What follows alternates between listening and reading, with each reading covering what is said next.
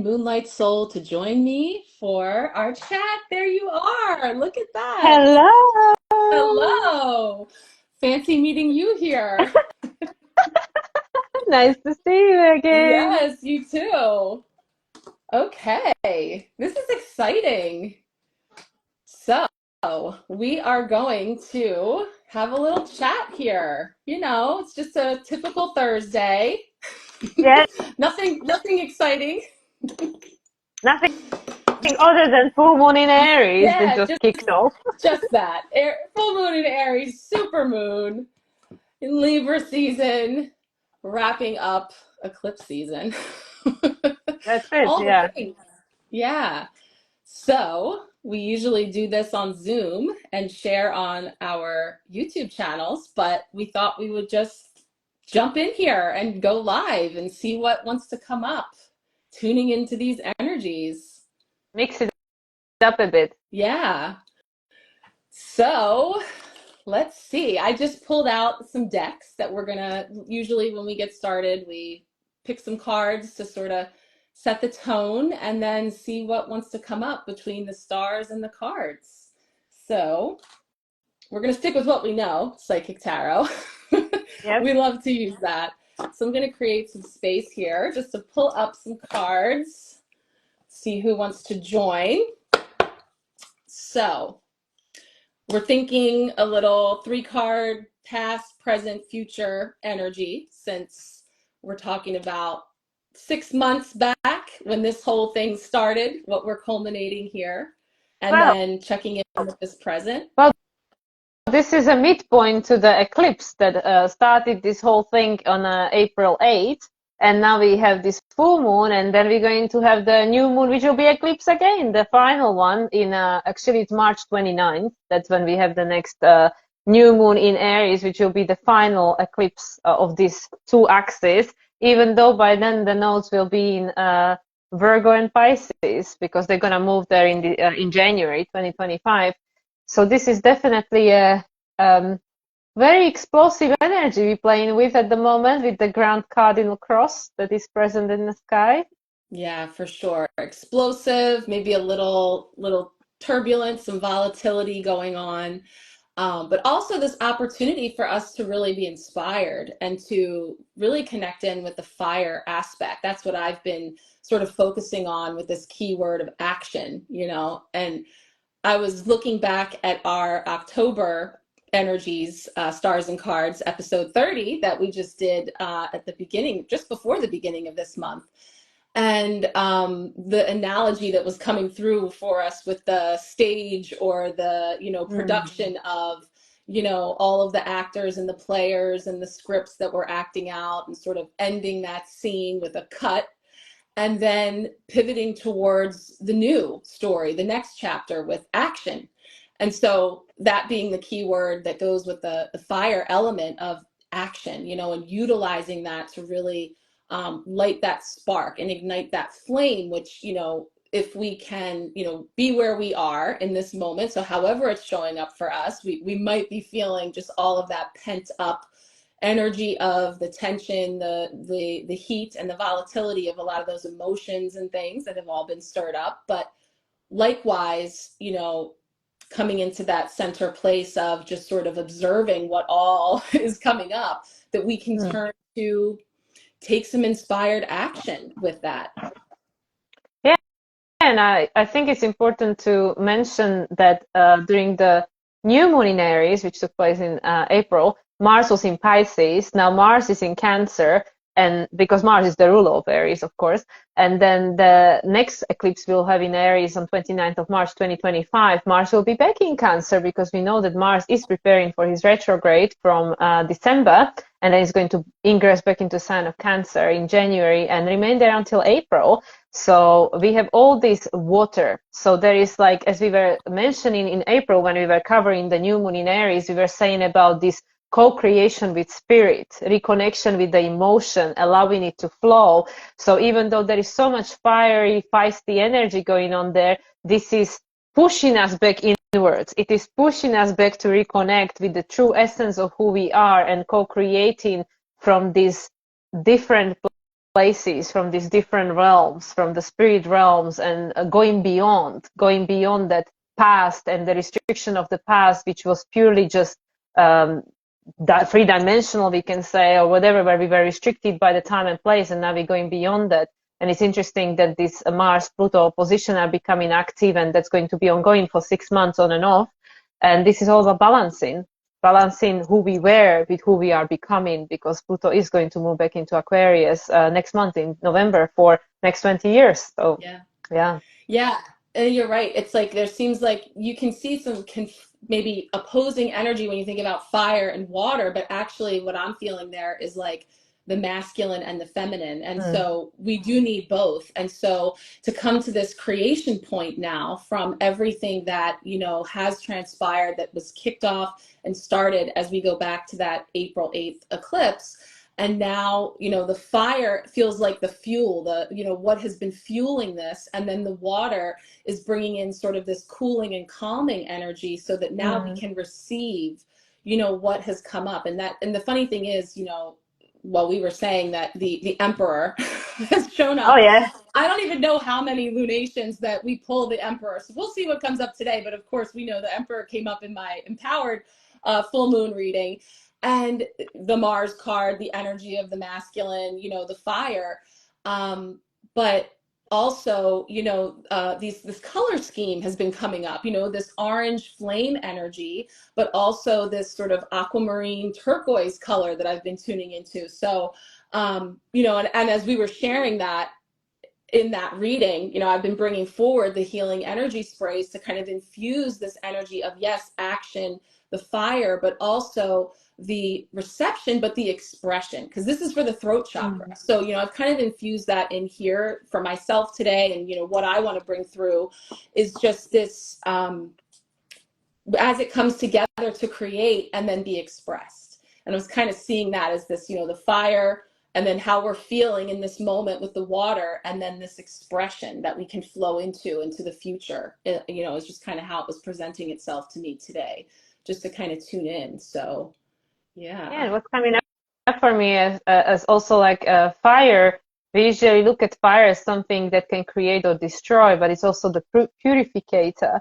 So it's like it's the purificator, and the water then, like you said, it calms it down, it returns it back to like it has the opportunity to return it back to the calm waters. So it's like this big outburst of energy, this, like a lot of fire that has the opportunity to purify, to burn away that which no longer serves. And then the water will come to cool it down and create the neutralization that is necessary, and also to move the emotions so we can go through it. So at this time, and I know you and I, obviously, we exchange personal messages.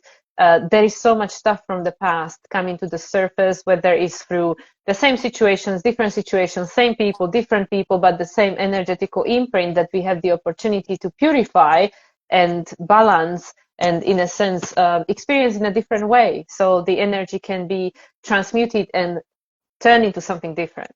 Yeah, and in the sort of reflection back on all of that, we may find some renewed clarity and awareness around what all those previous experiences served, and now, sort of armed with that information, then we turn to creating the next scene, the next chapter, so it continues to follow, this energy of turning the page, writing a new story, but not before we sort of have that, culmination of all the old characters and all the old plot lines that we now have a chance to maybe see through this new lens, in hindsight, that we can then utilize to create what's next. Yeah. Yeah. So interesting to see, because of course I saw your card pull for your empowerment pack, so I know what came out, but I'll be interested to see what is coming out now, as we just experienced the energy of the full moon only a few hours ago. So it's all very fresh, and literally as we speak, Venus just moved into the sign of Sagittarius. So we have all this change of energy, the energy shifting from what it was a few days ago, because Venus made the last sextile to Pluto as her last aspect from the sign of Scorpio. Now she's moving to Sagittarius, where she will actually stay until 11/11 portal, which I think is again very significant. Like Venus as the ruler of the South Node, as the current ruler of Uranus, who is the upcoming ruler of Pluto.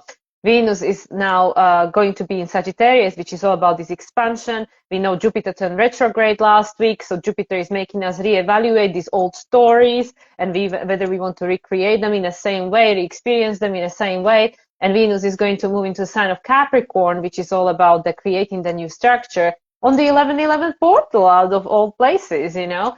So yeah, the energy definitely is moving because we had this big illumination of that which got seeded in April, and now we're moving like, okay, now we know what we're going to do with that. What did we learn in the past 6 months, and how do we want to use this energy going 6 months forward? Yeah, so we've got the whole stage crew lined up with all those players you just named for sure. So the rest is yet to be written, but let's dip into our cards and see Oh what yeah, comes let's up. do I'm it. really curious to see because, like I said, some frequent flyers and yeah, knowing what came up, I also have some other impressions that have been coming in. So I just want to see what comes forward for us in this sort of past, present, future focused collective card pull. So let's see, kind of looking back those 6 months, we bring forward, we have the Five of Pentacles. So yeah, this is interesting. Financial and material changes for sure. Lots of different changes, changing hands there. All right, let's see.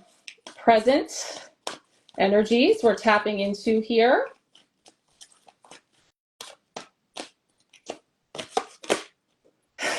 We got a theme going on. Five of Wands.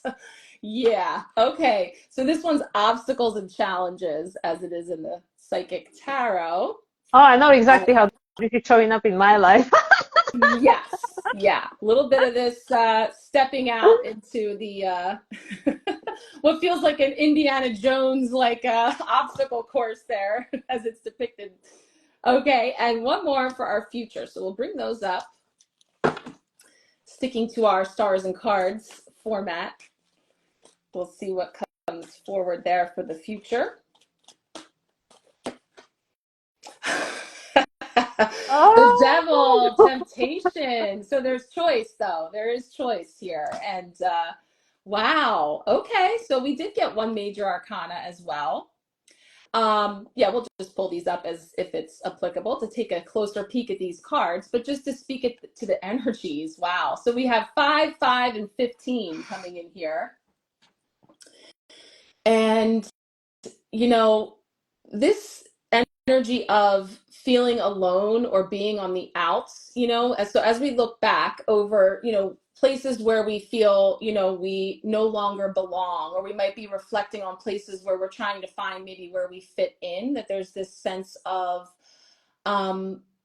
there's a lot of options here. You know, this particular one does tune me into the way that it is with the different colors in the background. It's like the different seasons, elements, but also the chakras, you know, that all of these different aspects have been touched upon with, yes, the fire energy, and bringing us into our sense of who we are, you know, and our value, and recognizing, you know, that while we may feel a sense of no longer fitting in or something no longer serving, that there's an opportunity for us to see now, like I was saying, how that has all created these ideal circumstances for us to find something that is most aligned or more aligned, that's just right there. You know, that there could be a heavy perception of being on the outs or in some way suffering losses, but they're all providing what's necessary to invest in what's coming next.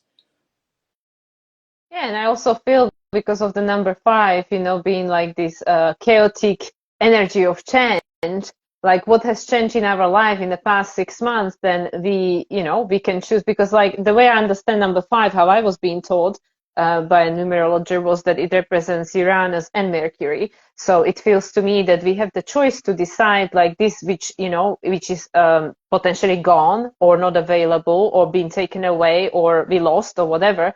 Like, are we going to look at it as something that actually is opening space for something new to come in as a new opportunity, or something that we can't live without and now we feel victimized by it? So I feel that in these past 6 months, we have grown to this point of choice to decide like, okay, these things that are changing in our life and potentially being removed or no longer working, are we going to see it as an opportunity for growth and expansion, or as something that, oh, I cannot do without, and, feeling like doomed by it?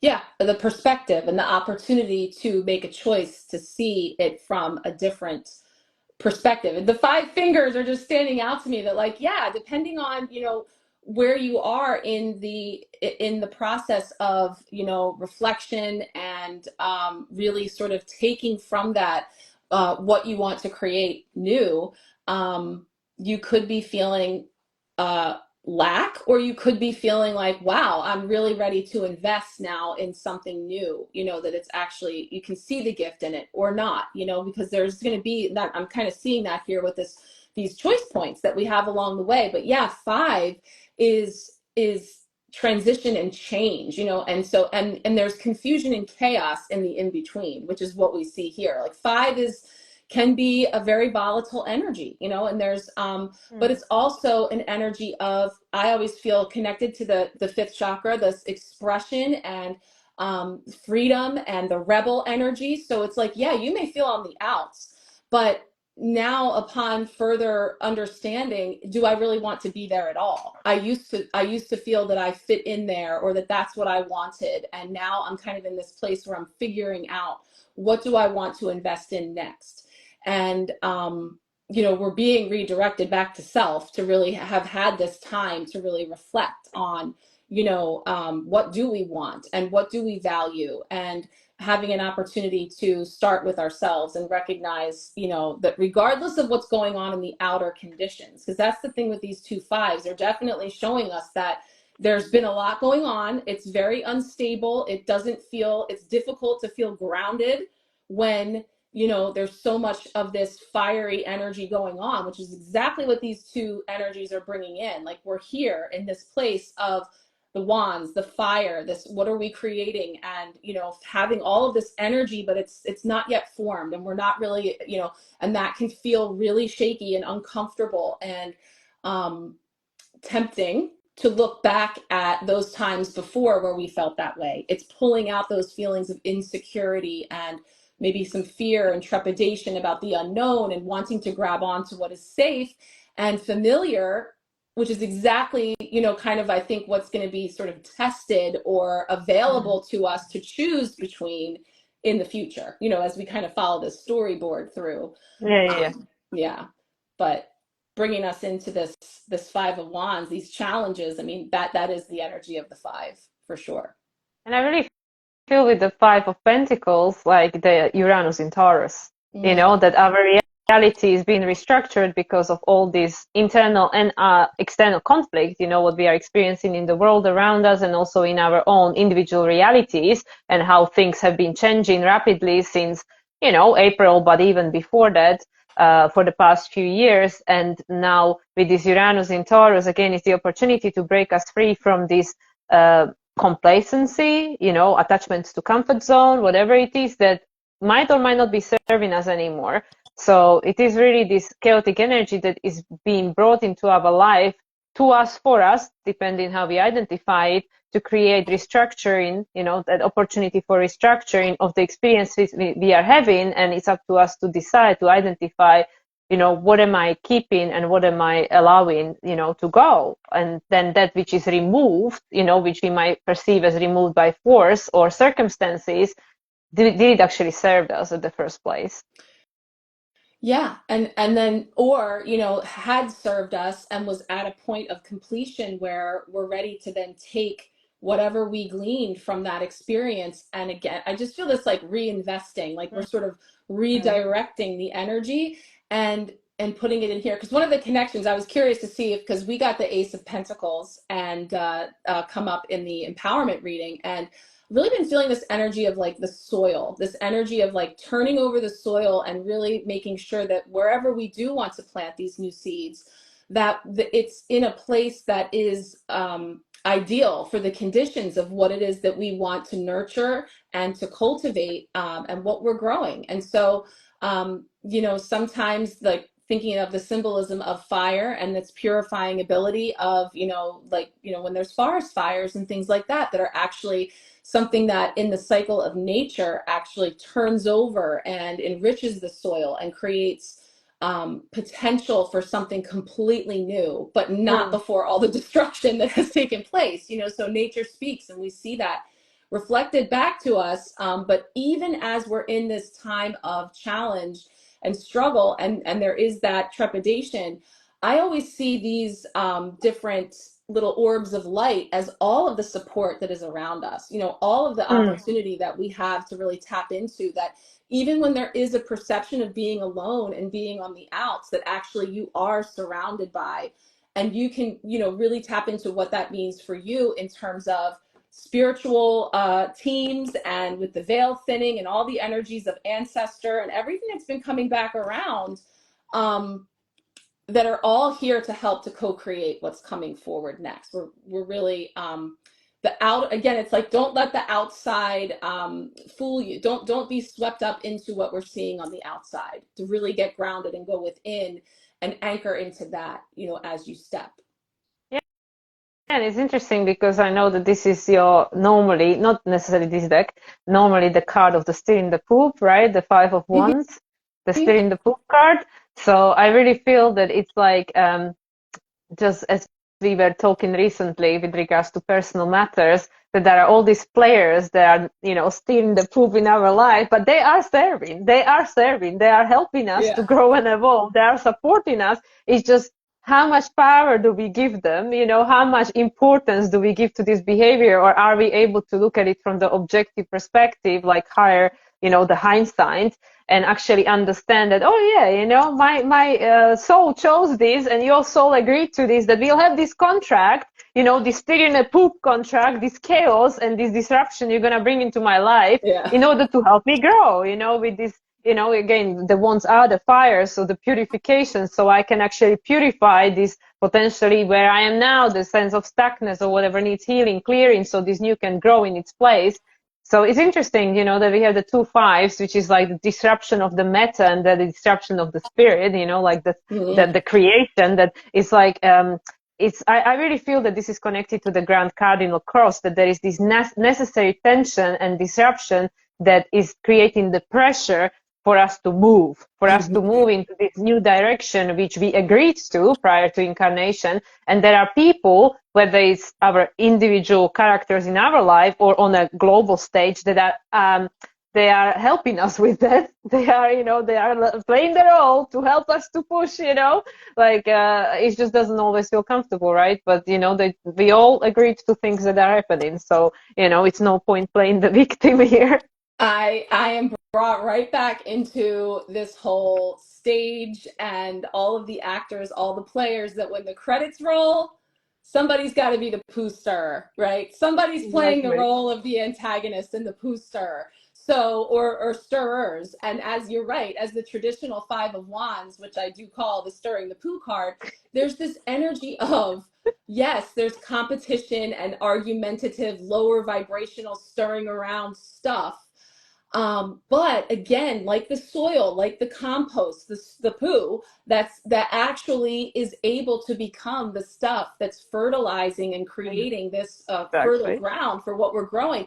So, again, with that perspective in mind, in the way that we may normally look at those players, and what we're saying is, like when I mentioned the ancestors and old ways, old belief systems, old practices, people of those generations that may be coming from a different place, and the conflict that ensues when we come together with all of our different lenses and experiences and wounding and gifts, and all those things come together in this pot, and it's getting all stirred up. And that's where we find ourselves right here and now. So this really ends up being like such a perfect card, and the energy of both fives, that the notion that, as you said, like we're in a midpoint, so of course the devil still shows up. We're not going to see like the sun yet, because we're still in this place. And of course, just to see the whole card here, this one is showing as temptation. And oh yeah, look, does that look like another full moon on the other end? Yeah, but and yet the 15 energy is 6, which, it correlates with the lovers, which is the other card that keeps coming up that I also brought into the empowerment reading for the full moon, of harmony and balance and duality and choice. So, as the poo stirs, that can all be stuff that can really motivate us and inspire us to make a change, to perhaps choose to walk away from those experiences that are no longer serving and now step into something new. But we recognize that what we have to build from is everything we've already known. So that's where the temptation comes in, to cling to what is familiar, or to return to, an old playbook, same old script, because that feels safe. And that's when the ego wants to come in and have a starring role as well. So, finding the balance in all of that too. Well, I feel that this devil, and it's perfectly like connected, of course, this first card, like Uranus in Taurus, and then we have this devil, which to me is this 29 degrees Capricorn Pluto, which we have square in the moon, T square from one end, Mars with the other side of it. And this is so perfect because it's actually, like, as we know, when you stir the pot with the soup, the things come out, they otherwise they lie low, they low at the bottom of the pot. But when you stir it, it comes out. So I feel this is actually what it is, in our, again, individual and collective experience, like we all having certain experiences in our personal life, and then we see on a collective stage, if you pay attention what's going on there, but it's the same thing, things that been dormant, hiding there at the bottom of the pot, that we were like, no, don't want to see, don't want to deal with it, that's very unpleasant over there, they are all being stirred up to the surface. And with this devil card, which, devil card represents Capricorn, it is all about the responsibility. Well, who's going to clean it up? Who's going to take the responsibility for this mess? 29 degrees Pluto in Capricorn, Saturn in Pisces, Neptune in Pisces, retrograde at the moment, still both of them. Pluto is direct. So it is all this stuff from the past that is unresolved, that is stuck there somewhere at the bottom. It's coming out. It's all coming out because, Pluto is going to move out of Capricorn next month, and that's it for our life, for the next 284 years or something like that. So that's it. That's it. So we have to deal with it now. So whatever is happening in everybody's life, individually and collectively, it's necessary. It's absolutely necessary because somebody has to deal with it. And if not me, if not you, who? We're just going to keep transferring the responsibility onto some one person that is in charge of the country that inherited everything that came before. And we just all going to project it onto this one person that, hey, you need to save us. That is not in alignment with the age of Aquarius. Aquarius is about equality, leadership. It's about individuation, authenticity. And the only way to get to Aquarius is through Capricorn. So this is what I feel, that this devil card in this sense, yes, it is about, are we going to, fall for the temptation of like, what is the easiest way out? So I can just, keep the pot there it was, but it's also about, well, if you want to break free from this, and then we know what follows after Capricorn, after devil is the Tower card. So it's like, it's the halfway, it's the full moon in Aries. So the universe is saying, okay, I'm going to stir the pot. I'm going to bring it all up for you. You have the choice to decide through this chaos. If you don't, okay, then the Tower is coming next, okay? So I really feel that in a sense, we are being offered an opportunity to grow up, mature, take a responsibility, and make a different choice under all circumstances so we can co-create in different experience. Absolutely, 100%. All of it, it's leveling up. It's time to level up. We know that old playbook. We know that story. And this particular depiction, I've said before, reminds me of the easy button. This button that some of us know from, like, I know around, in the US, we have this button that has the word easy in the middle that you just want to push and just make it all go away and simplify things. No, this is definitely something that that ship has sailed, this curtain has closed, and we are pivoting toward new. And yes, we can use what we have churned up and what is coming forward to inform us, but we have this opportunity to use discernment and take responsibility for what we are creating new. But in the way that you so beautifully just described all of that, that could perhaps help people to see as you're experiencing all of the things in the pot that are coming up that maybe you didn't realize were in there. Or you're like, oh, look at that, that's coming back around again. And there can be a sense of frustration, anger, all this lower vibrational, fiery energy that's getting churned up, and rightfully so. But use that to transmute that energy and recognize how tempting it is to get pulled back down in there and get in the ring and stir it around and pointing fingers in the blame and shame and all of that. Or we're creating something new, utilizing the goods of what have come through all of those experiences that we're mining now, that we're extracting from all of that. So it's a choice point, and that's exactly what the devil will bring up, is this choice. And yes, there is so much temptation of the shiny thing, the easy thing, the familiar thing, or the devil that we don't know. Because once we make the choice to, pack those bags and head on to, the age of Aquarius, that doesn't mean that there isn't going to be new struggles and challenges and temptation and old players coming around, because it's a spiral energy that we're moving through. And there is this sense of opening up new chambers that we hadn't previously accessed, that now we're in this like period of exploration too. So I think that the more that we can step into that higher perspective of how it has all served, what we can utilize from it to take with us, and then step into the new with that awareness and from that frequency, so that we can create from that place. Absolutely, because like you rightly said, and this is the Virgo for us, the hero's journey, the human journey of continuous service and a growth and evolution, right? Which we can't see because Virgo and Aquarius, they are in conjunction, right? So they can't see each other. But yeah, it's never gonna be over. Just like you said, we expecting like, oh yeah, let's just get into this age of Aquarius and then we can chill the heck out. Like, no, it's like, when you play in a computer game, you go to the next level, there are different challenges, like more elaborate, more advanced challenges, but it's never going to end. It's not like we're just going to like get past this one obstacle and then we're done with it, like no. So we might as well, enjoy it, enjoy the ride, because there is always going to be something to work on.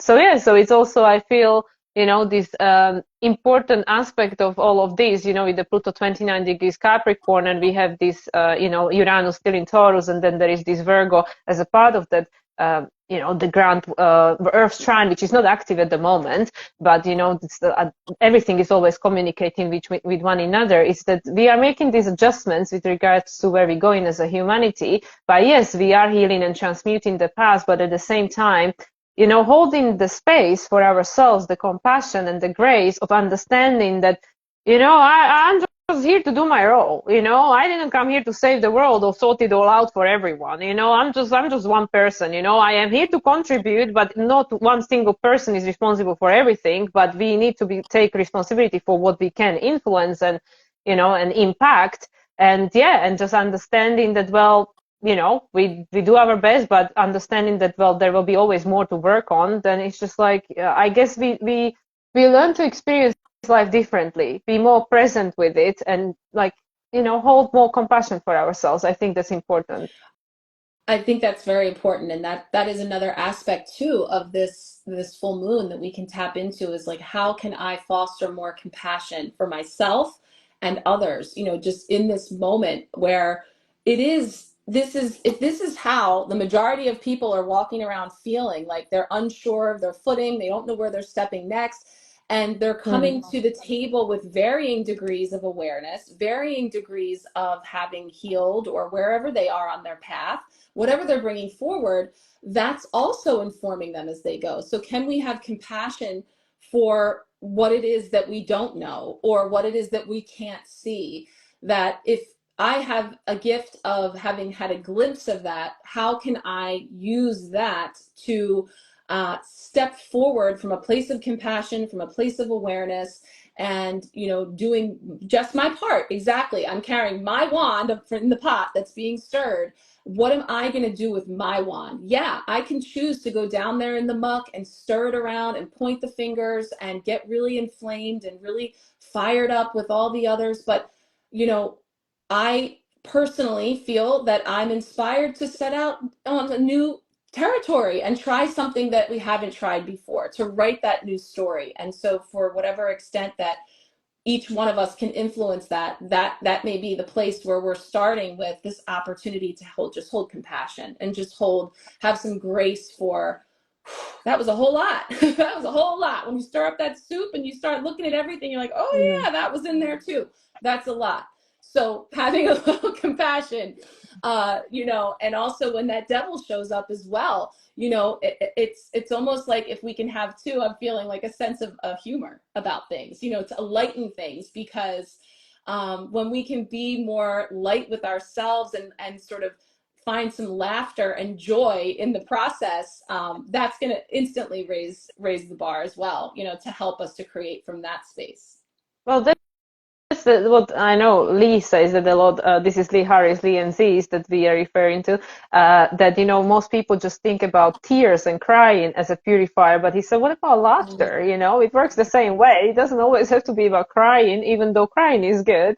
But he said that there is that also transmutes the energy very quickly and brings you to the higher frequency. The laughter, and we know that Mercury at the moment is in Scorpio, so it's bringing a lot of stuff out, perhaps a lot of stuff that is not much about laughing. But yeah, like understanding that, well, in one way or another, this is ending. This is ending. Everything we experiencing at the moment is temporary because nothing lasts forever. And all these experiences we've been having until this point are going through the process of transformation because it is not in alignment. And that's the bottom line. The age of Aquarius is not in alignment with the age of Pisces is not in alignment with the age of Aquarius, and that's why, especially as we are going to be experiencing the lunar node moving into Virgo Pisces from January onwards for next 18 months after that, this is the adjustment period. This is the in between the two worlds. We know what was and what we moving, not away from necessarily, but integrating and building on. Mm-hmm. We don't know fully what we're moving towards, but we are in that in between stage, and we are invited with the grand water trine that's going on in the sky at the moment between Venus, Mars, and Neptune. We are invited to tune in for each of and every single one of us with this Aries quality, self-discovery, and this leadership, the Emperor that's coming up a lot, to decide for yourself, what is in alignment for you, what is the story for you, what is the story you want to create, what feels right, what doesn't, what holds a meaning, what doesn't. Aquarius is about individuation and authenticity, so we cannot expect everybody to be experiencing whatever we're experiencing in the same way, because we awaken into our uniqueness and claiming our right to be who we are. Absolutely. What role do I want to play in this next act? And as you were describing the laughter Exactly. and the tears, it's like it's a proper drama, the two masks, the laughter and the tears, all of the emotions, and they all serve. So yeah, it's like whatever's happening in your reality in this moment, or what you're seeing in this particular scene, we have an awareness that there's many other acts that are playing out all at the same time that we're just not tuned into.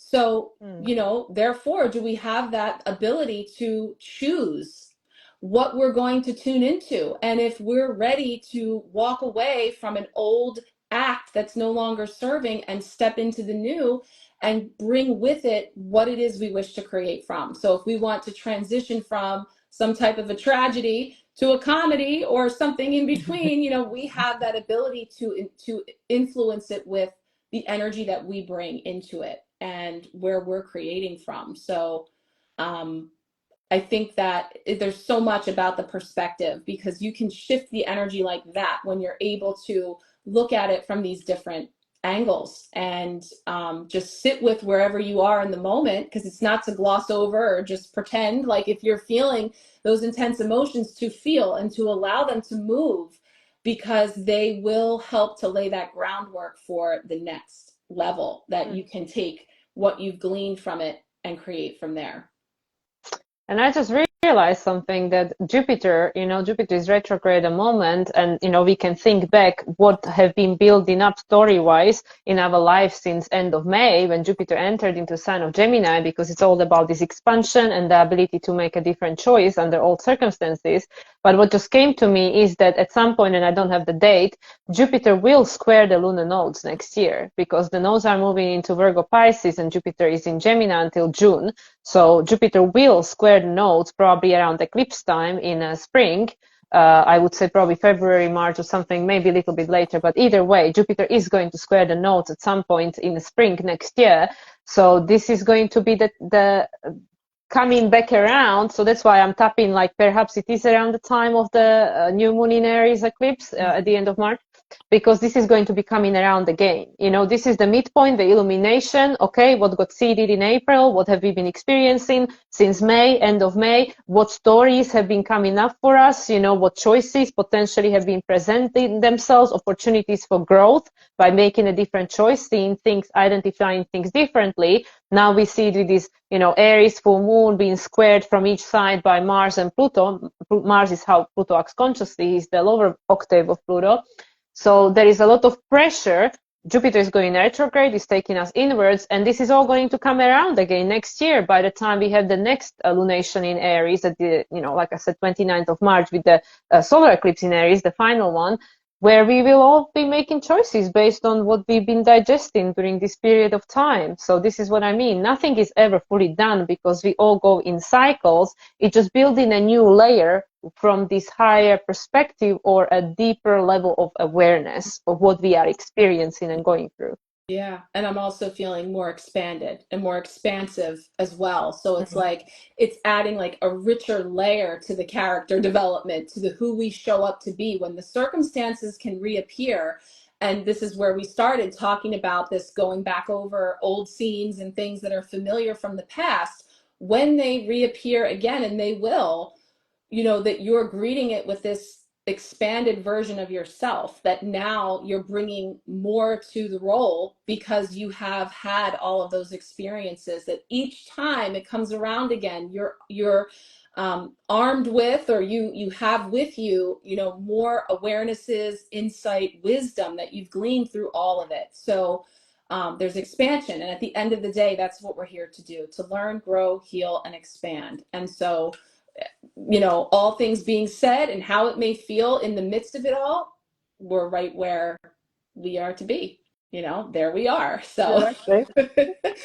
does it feel Greatly like put. we need like another? I'm wondering if we should square it off with a fourth tarot card. I know we wanted to pull an oracle card. So what do you think? Should we pull one more psychic tarot, or should we just pull our oracle card? I don't know. I really feel whatever you, but I really feel this destiny oracle, I know it's been speaking for you, it's been speaking for me, and I really feel that this is very, even though it is not an eclipse, it is very like karmic energy, I feel, that we experiencing at the moment. Yeah. So I don't know whether we have time for both. We have like 14, Yeah, you're 15 right. minutes. Because Uh, we can talk about one card for for 45 minutes. So, all right, we'll bring in this, because you see what I mean with the color? It just feels like, mm, yes, there's all of this heat and there's this energy that we feel with all this fire, but there's this beautiful energy that's coming in as well to help us to receive, to help us to really integrate, what's coming forward. And this deck is beautiful. Denise Lynn, Sacred Destiny, feels good because it's like, where to from here, and as we look forward to where we're heading, which can kind of again give us that reference, that framework for sort of maybe even a little respite from, okay, this is what we're focusing on, keeping our eye on our destiny, our where we are destined to head next, even if where we are in this moment is dicey. Let's well, see it what is, it is a challenge, yes. it is. A challenge. It's interesting. It's all the things. So let's Yeah. see. Um, all right, one card here for us to bring in. Oh my gosh. So this is the card Oh, that you I pulled just that one. pulled yesterday. New beginnings. It's perfect. Look what's on the horizon. What did I say? We're not going to pull the sun when we're talking about still being in transition, there it is. There's the sunrise. There is the energy of the new dawn that's available to us. So it's beautiful because I pulled this card yesterday on my Empowerment Sharecast, and it speaks to the new beginnings. It speaks to, it's in the distance. And, one of the things I said before I confirmed in the oracle that it was in fact a sunrise, whenever you see beautiful landscapes, is it a sunrise or a sunset? Either way, a new beginning is on the other side. So again, wherever you are in this process and however you are feeling in these energies, whether something is in the midst of setting, of ending, and there's any type of bittersweet mixed feelings there, and you're being present with that, see the beauty in it and see the potential for the new dawn that's coming on the other side of it. This is what I mean. Like, I feel it's a massive confirmation for what we were just talking about throughout this entire, the video, saying that no matter what you do or don't do, no matter what you choose to do with what's going on in your life, we're going in a new direction. No matter what you do. So that's what I mean, with the devil is like, yeah, you have a choice. You take a responsibility and make it different, or the Tower card is coming next, and then the choice will be made for you. But either way, Pluto is on 29 degrees of Capricorn. That is, there is no other, like, whether you believe or don't believe in astrology, whether you think it's a hoax, whether you think that tarot is bullshit, whatever you think, whatever you believe, it doesn't matter. Pluto is on 29 degrees of Capricorn. That's a fact. And Pluto is not going back to Capricorn in our lifetime for next 280 plus years, okay? This is the fact, okay? If you want to be logical about it, which means we are not going back. We are not going back. There is a new beginning. Like it, don't like it, whatever you want to do with it, whatever choice you want to implement, be going ahead. Okay, so however we go ahead, that is the free will's choice. So yeah, this is a beautiful confirmation. Yeah, it really is. It's like you decide. And again, tune into whatever resonates for you, right? Yeah, you don't have to get into all the nitty gritty or embrace every explanation that comes your way. It's really about tuning into the frequency of it and what it symbolizes, the energy of it. You don't have to know all of that technical stuff or whatever. It's you can see this is telling the story for us. We set the intention, we say, show us what these energies are, we tap in and we see the story that's come forward here, and it just brings forward an acknowledgement that it is challenging, it's difficult, we're in the muck, we're in the midst of it. It's uncertain, and there's a whole host of energies that come with that, but we have a choice. Are we going to go back and try to cling to something that's leaving? So that's where the Tower comes in, is where this structure is crumbling. It needs to be rebuilt. So let's build from what we have, what we can utilize, and allow the other to go. Because if we keep trying to cling, the Tower energy it's going to happen, right? So it's like, you don't have to go home, but you can't stay here. That phrase of like, yeah, this is where the energies are going. What if you leap? Don't wait to be pushed off or allow it to fall and go down with the ship. You can make a conscious choice to take the leap and move towards a new beginning, whatever that is for you. And, that's the other thing, is it doesn't have to be this massive step. You can just sort of start to take some inspired action. Do one thing that's different. Change it up. Try something new that shows the universe that you are open to receive something new, something maybe unexpected. The Tower also doesn't have to be a tragedy. It can be a good surprise. It can be a sudden shift in energy that you didn't see coming, but it is completely transformative in the best way and doesn't even have to be unpleasant. It could be amazing. So, we can decide how we want to experience it and step into this, utilize this energy and step into it from that place. Yeah, and I also feel that the one thing that, is usually helpful to me, I'm not saying this is going to be helpful to everyone, because the first thing that we were being taught when I started studying evolutionary astrology was, why would my soul choose that? All these placements in your chart, why would my soul choose that? Because I know with traditional forms of astrology, there is a lot of fatalism, and people feel like, oh, I'm screwed up because my Venus is in detriment, in square with Pluto, whatever. Now, in evolutionary astrology, there's no such a thing. There is no such a thing as I'm screwed, because you go at why would my soul chose this? Why would like your soul loves you, it's you, why would you screw yourself, right? So why would I choose it? So whatever you experience in whatever is happening in the world stage, whatever is happening for us individually or in our families, in our relationship, in our job, whatever it is, why would my soul choose this for me? Like, why am I having this experience? There is something that I maybe don't understand yet, don't see, but there is a meaning in it. So straight away that goes from the victimhood. Oh, why is this happening to me? The God hates me, universe hates me, everybody hates me, my husband hates me, my boss hates me, everybody hates me, or we can go, why would I choose this to be happening to me? And then the power is shifted, suddenly I'm in charge. So then I go like, okay, well, what can I do about this? And, sometimes you cannot go from A to Z. Like you said, what small steps can I implement in my life? And we all know, we all have this guidance system. We all know, just like, I know I don't like onions. I can't tell you why, but I don't like it. So whatever it is that you don't like about your life, you don't have to justify it why you don't like it. You just feel that this is not for me. You don't have to justify it. So then you go, okay, how can I bring more of an experience that I do like? How can I eat more apples or something? Whatever the hell, it doesn't matter, just simple examples. But rather than being resistant to what we don't like, go, okay, yeah, I accept I don't like it. I don't have an explanation. That's my authentic expression. I can force myself to like it, but why would I force myself when I can choose something different? This is with anything in your life. You can spend all this time fighting against what you don't want, or just go, okay, this is happening. There is a reason to it. But, at the same time, while this is happening, let me look at what I can do that I would enjoy more. Yeah.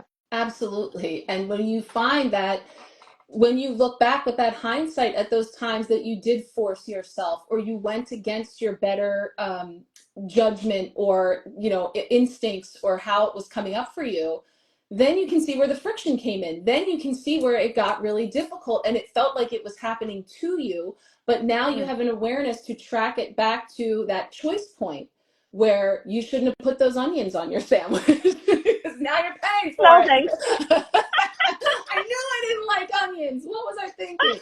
Yeah, like, but it's really and that's how I feel too about empowered tarot, as I call it, because it's not just about tell me what to do, tell me my future, what's going to happen. It's about let me tap into the energies here in this moment with some intention, and allow the signs and symbols of the cards, just like the stars, to inform me on what's available. And then with my free will, I choose what from that I'm going to take with me. So that's what's so beautiful about utilizing these tools, and about, just in our humble opinions, bringing together what we can from the stars and the cards as just two tools, and as I mentioned, bringing in the aura sprays today and the color and tapping into that energy as well. And as I know that we have to wind down our live, which hello to everybody that's here. I'm sorry we haven't, like, we're just we've never done this It's the before, but first time, okay? okay, Do excuse us, like it's the we're first trying time. it. So thank you everyone who is here live and catching the replay. We're definitely going to do this again. I mean, this was really fun, Yeah, and maybe it feels we like should do Q&A. yeah, like if anybody is interested in what we could talk about for stars and cards, if you've ever tuned in before, we have a playlist on YouTube on both of our channels, that you can see our previous episodes. But we're sort of moving in a direction where once a month we're going to gather there and pre-record our monthly energies, tapping in the stars and the cards, but incorporating maybe a little something live here that we could come on. And what would you be interested in talking Yeah. about, seeing Yeah, questions, card what pulls? themes, or exactly like Yeah. what themes like that are going on that people might want us to zero on astrologically and through tarot as well. And yeah, and that always brings us back to this, that we have a choice. We always have a choice. We have a choice to change things that we don't like or are not working. And also based on the new information we gather in, this is all Gemini, this is all Mercury, we can make different choice, and then change the story.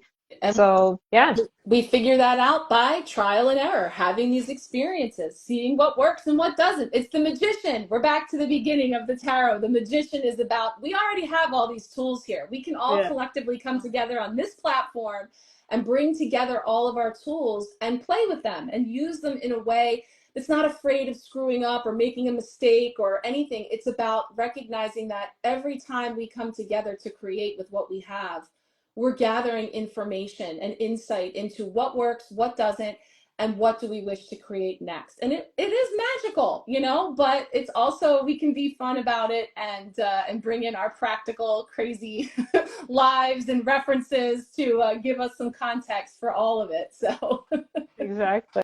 yeah, Cool. yeah, Well, this was fun. I hope that people enjoyed it. And yeah, guys, absolutely. if you have any ideas, do make suggestions. We are happy to be flexible. Yeah, we would love to help us to bring forward something of value for everyone because it's fun. And yeah, so thank you so much, anyone, for tuning in. And I guess we'll find out once we finish this live what happens with this video, and and see you on the next side. Yeah. Thank you, everyone. All right.